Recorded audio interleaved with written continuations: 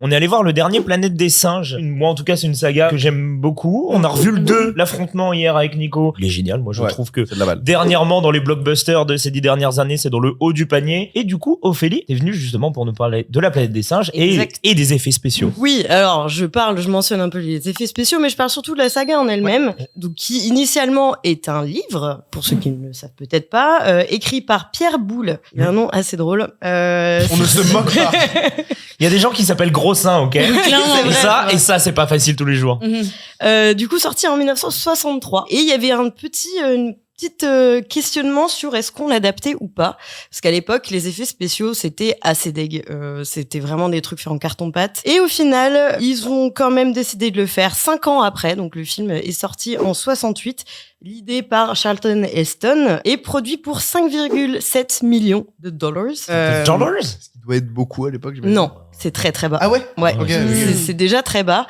Pour un film de SF, c'est vraiment pas énorme. Et il a rapporté 32 millions au box-office, donc pas mal. une réussite. Il y a 4 autres films ensuite qui sont sortis, avec en moyenne un par an. Et il y avait de moins en moins de budget pour chaque film. Oui, ça se sent mais de ça ouf. se sent. Ah ouais. Voilà. Ça se sent de ouf. Et ce qui est marrant avec tous les films qui suivent dans la saga, c'est qu'il y en a un, c'est vraiment une grosse comédie. Le deuxième, c'est un peu un truc complètement perché sur une menace nucléaire. Enfin, la saga part un peu dans tous les sens. Il y en a un où il retourne dans le passé aussi. C'est Enfin, c'est là où il rencontre César, le singe qui a lancé le truc. Dans les films, ils réutilisent les make-up des singes, donc du coup ils évoluent jamais. C'est vraiment les maquillages du premier Ah ouais. qui gardent tout du long. Parce qu'en fait, ils ont tellement pas de budget qu'ils essaient de trouver des trucs. Ça doit être en Sharpie au bout du 4e film. quoi. Ils ont bien réussi à les maintenir. En fait, ce qui s'est passé, c'est que déjà dès le premier, ils ont essayé de trouver des petites astuces pour réduire le budget et quand même avoir un truc clean.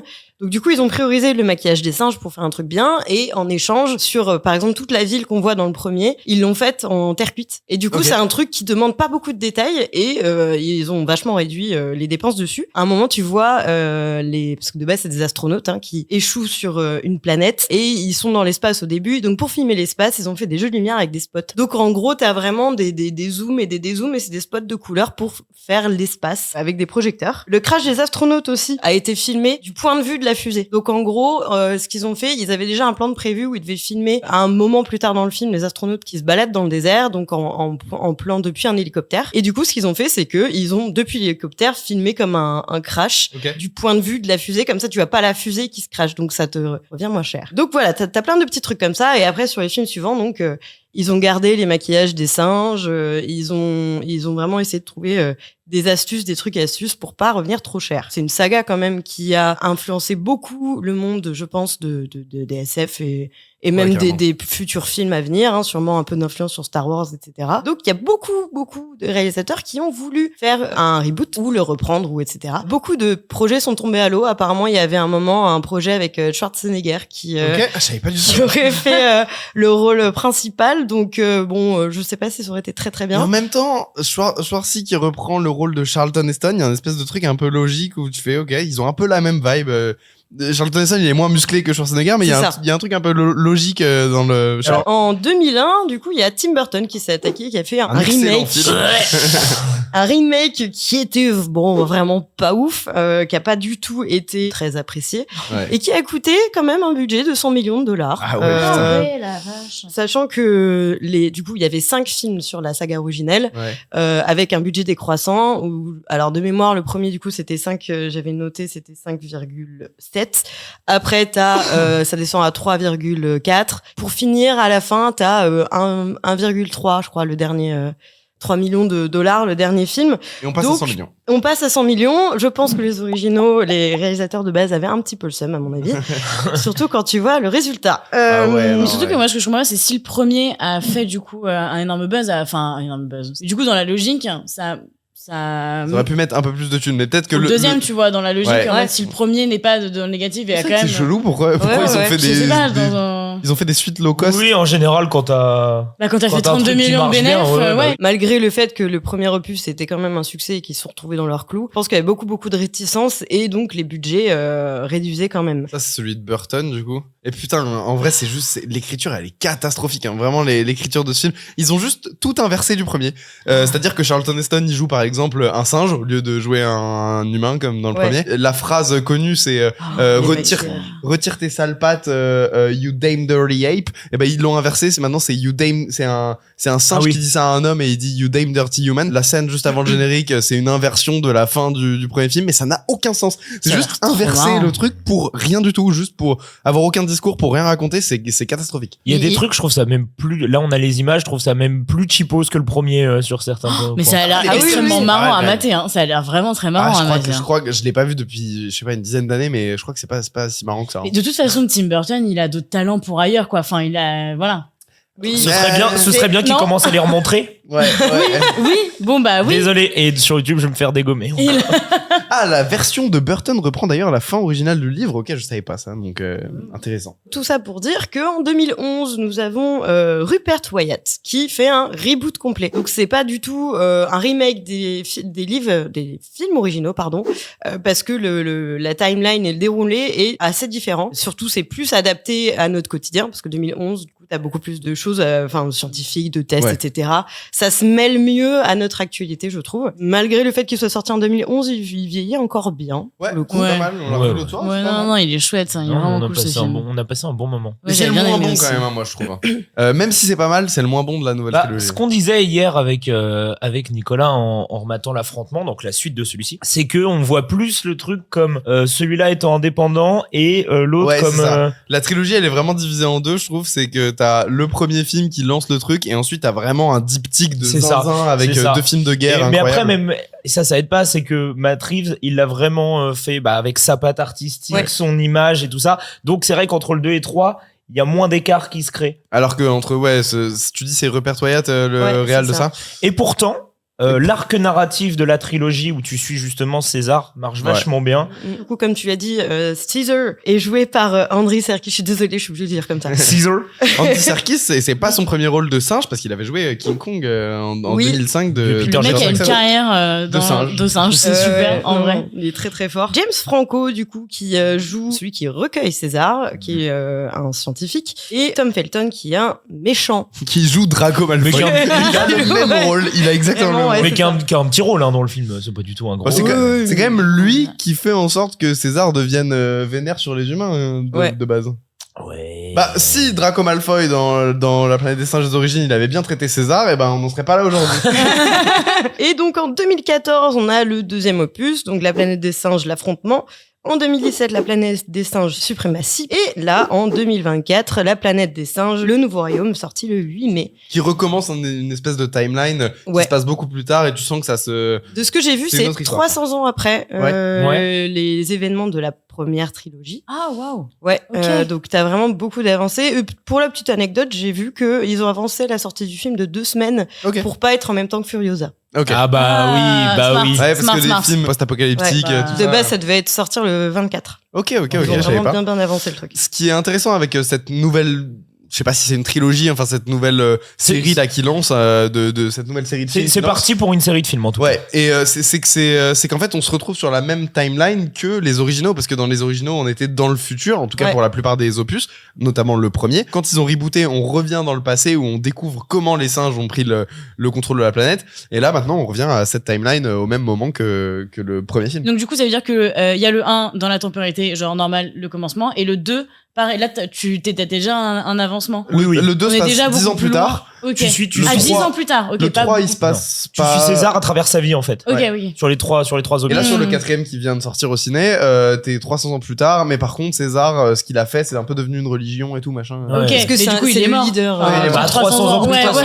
On s'était renseigné avec Nico sur la durée de vie d'un singe, d'un chimpanzé. Le premier truc qu'on a fait quand on a regardé La planète des singes, c'est mais en fait, ça vit combien de temps? Et je crois que c'est 60... Alors, il y en a qui peuvent vivre beaucoup plus, mais une moyenne, c'est 60 ans. Ouais. Comme un humain, pour le chimpanzé. Un peu comme un humain, quoi. Nous, un petit peu plus. Ça dépend de quelle époque tu parles, au final. Au Moyen-Âge, les singes vivaient plus longtemps que les humains. Clairement, au Moyen-Âge, la moyenne, c'était 40-50 ans. Max du max. Alors, dans le chat, on nous dit Andy Serkis, qui a été un peu un second réalisateur dans le film et qui a apporté son savoir-faire. Et c'est vrai que, lui. Aïe. C'est pas possible. Terrible. C'est dingue. J'ai niqué sa chronique, la pauvre. Non, du coup, c'est un film avec. C'est Owen Teague, que je n'avais jamais vu. Je sais pas dans quoi d'autre il a joué, qui fait du coup Noah, du coup l'autre leader, on va dire qu'on va dans le 4, côté singe. Freya Allan, qui est, pour ceux qui ont regardé The Witcher, qui est Ciri, qui joue Ciri. Peter Macon. Sur le téléphone. Ouais. Ah oui, j'ai vu dans la bande-annonce qu'elle était là-dedans, ouais. Ouais. D'accord. Et bah, Mais oui, franchement, je l'ai trouvé bien dans le film. C'est réalisé par Wes Ball, qui a fait la trilogie du Labyrinthe. Oh, quel Il a bon. tout fait en fait, il a fait tous les films. Ouais, il a fait les 3. Il a fait, et j'ai vu Son chef-d'œuvre. une interview d'ailleurs de lui, donc par rapport au film, et où il explique, de base, je pensais pas faire du tout une trilogie. Mais en fait, pour le Labyrinthe, ça se passait bien, le cast était cool, même l'équipe autour était très très chouette, et du coup, c'est parti pour une trilogie, quoi. Il a pas confirmé qu'il allait faire une trilogie ou vraiment d'autres films. Il a dit, je suis pas contre, à voir comment le film s'en sort et comment il marche. Et surtout que lui, il est occupé sur Zelda. Prochain film Zelda, ouais. Et il est aussi sur ces projets-là. Un live action de The Legend of Zelda. Génial. À voir. À voir. Du coup, le troisième opus était sorti en 2017. On arrive en 2024. Le 4e sort seulement. Il y a eu autant de temps entre les films parce qu'en fait, t'as Disney qui a racheté la Fox. Et donc, le merger a fait que, déjà, ça a mis en pause le projet. Et surtout, toute l'équipe a changé. D'où le changement aussi, je pense, de réal. Et donc, Andy Serkis a été consultant sur le film tout de même. Wes Ball, il a aussi beaucoup parlé avec Matt Reeves. Donc vraiment, il voulait que du coup, c'est pour ça que la suite se mélange bien. Parce qu'il voulait qu'il y ait quand même, qu'il n'y ait pas un parallèle vraiment super marqué, quoi. Ils ont fait d'ailleurs des bootcamps, pour les acteurs pour apprendre à jouer les singes. Alors, est-ce que tu peux expliquer ce que c'est bootcamp? C'est un camp d'entraînement. Mais j'ai pas, ok. Un camp d'entraînement où ils apprennent à comment se bouger avec du Est-ce que t'as vu les petites béquilles là? Oui, Ils ont des petites béquilles comme ça, c'est incroyable. Ouais, Regardez les making of où il y a des images, c'est assez chouette à regarder. Et il y a ça aussi pour The Walking Dead. Ils font pareil, ils font des petits camps d'entraînement pour leur apprendre à jouer les zombies. Je trouve ça génial. Ça me fume. Mais en même temps, c'est normal, c'est un rôle, c'est un jeu, tu te mets C'est dans vrai, tu te mets Et en plus, dedans, quoi. ça doit avoir une cohérence, faut que tout le monde joue Clairement. pareil. Tu vois, Oui, c'est ça. Oui, c'est c'est pas ça. genre, moi, j'ai ma vision du singe comme ça. En fait, voilà, je le joue comme ça. Et puis... Dans tous les figurants, il y en a forcément un qui a tenté le 30. Non, mais Non, moi mais je le sens plus moi, comme je le ça. sens plus comme ça. Moi, je trouve que c'est un singe comme ça. En fait. Ouais, je suis un méthode acteur, moi. T'es là en mode Thierry, tu vas faire comme tout le monde et puis c'est tout. Mon zombie, il peut parler en fait. Moi, mon zombie, il a un background. Il peut pas agir comme n'importe quel zombie. D'ailleurs, pour la petite info, le mocap du 4e qui est sorti là sera présent dans le Blu-ray. Donc tu pourras voir le motion capture du film dans La le Blu-ray. version entière du film. Je sais pas si c'est Avec la un version petit- entière, c'est peut-être mais il y aura un comme, cut. C'est peut-être comme les commentaires du réal où des fois t'as les images en dessous et ils vont te mettre un Probable. truc. Mais Ouais. c'est stylé d'avoir ce Ouais, parallèle. ouais, vraiment, c'est assez cool. Il a voulu, Wes Ball explique, je veux mettre ça en avant parce que ça revient un peu sur ma chronique de la semaine dernière sur les cascadeurs et la reconnaissance du travail. Et c'est pareil, il a le même discours. Je veux que du coup les gens qui font du motion capture, leur travail soit reconnu parce qu'en fait on le voit pas quand c'est bien fait. Ouais, C'est bah, fait pour, C'est vrai c'est que normal. tu connais beaucoup le nom aujourd'hui de Andy Serkis, Mais c'est Oui. le seul quoi. mais c'est un peu, moi en tout cas, c'est un des seuls que je connais en Et prénom. surtout que oui, sur on du se motion dit les capture. effets spéciaux sont bien faits, on se dit pas, mais en fait c'est des performances d'acteurs qui sont derrière. Ouais. Il y a eu aussi un petit débat d'ailleurs autour de la sortie du film avec les trailers qui ont spoilé quelque chose quand même du Ah film. non, mais me dis pas alors.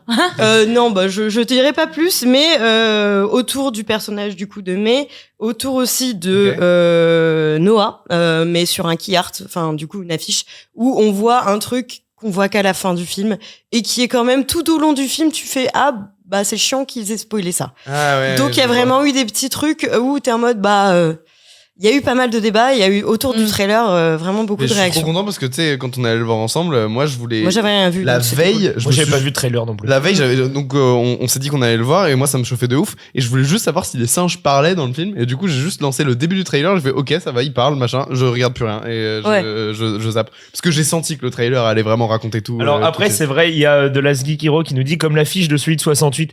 Et aujourd'hui, même les bouquins que tu prends pour la planète des singes, t'as la Statue de la Liberté. t'as la Statue de la Liberté. Ok. Avant même oui. que tu lises la première page. Alors que c'est un maxi spoil de ouf. je crois que c'est les dernières pages. c'est en fait. le spoiler ultime en fait. C'est le spoil. D'ailleurs pour ça que j'ai dit la planète, ils se sont crachés sur une planète. Ouais. Ah oui. J'ai fait exprès. Bah là, on vient Ouais. de bien. Bon, de toute façon. Attends, moi, ouais, j'ai bon, les pas 68. tout compris là. parce que En du fait, coup, dans j'ai le, vu que le, un. le premier film, Oui. tout De au long du 68, film, oui. pour eux, ils sont sur une planète, mais une planète inconnue. Et à la En gros, Ok. Et à la fin, fin du du film, film, le personnage principal arrive devant la Statue de la Liberté et comprend qu'en fait c'est la Terre et qu'il a voyagé dans le temps et pas dans l'espace. Parce qu'en fait, quand ils se réveillent au début du film, ils étaient dans un hyper sommeil. Et du coup, ils se réveillent au bout de plein d'années et ils pensaient qu'ils étaient arrivés sur une autre planète, sauf qu'en fait, ils étaient restés autour de la Terre. Le twist de fin, c'est qu'ils sont sur Terre depuis le début. Maintenant, quand t'achètes le bouquin, Ok. il y a des éditions où Ah, mais non, la mais première là, page, Là, on nous dit c'est dans- la statue de la liberté. Oui, alors que ça n'a pas de sens. Mais On nous dit dans le chat que dans le bouquin, il n'y a pas le truc de la statue de la liberté. Et que la fin, elle a rien à voir dans le livre. D'accord. Ok. Ok. Bah alors moi qui ne l'ai pas lu, Je l'ai pas je lu passe non pour un con.